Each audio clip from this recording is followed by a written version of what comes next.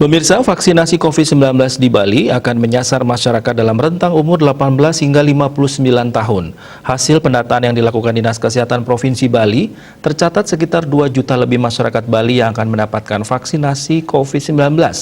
Dari jumlah tersebut, puluhan ribu diantaranya adalah tenaga kesehatan atau nakes yang akan diprioritaskan mendapat vaksin.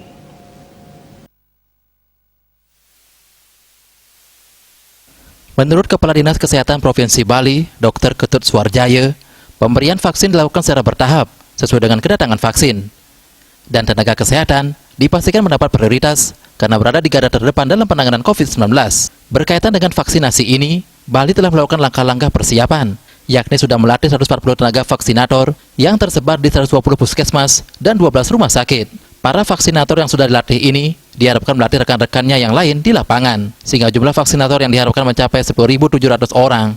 Menurut Suarjaya, vaksinasi sesungguhnya sudah bisa dilakukan di puskesmas, tapi karena vaksin COVID-19 merupakan vaksin baru, tentu pihaknya harus berhati-hati dan meminimalisir terjadinya kesalahan. Oleh karena itu, simulasi telah digelar di masing-masing kabupaten, kota, dan puskesmas. Nantinya, tambah Suarjaya, vaksinasi dibagi 2 jenis, yakni subsidi dan mandiri. Vaksin yang disubsidi dan dibayar pemerintah diberikan kepada nakes, TNI, Polri yang bertugas menegakkan disiplin protokol kesehatan, serta peserta PBI BPJS Kesehatan dari keluarga tidak mampu. Sedangkan yang lainnya mandiri atau membayar di kisaran harga Rp100.000.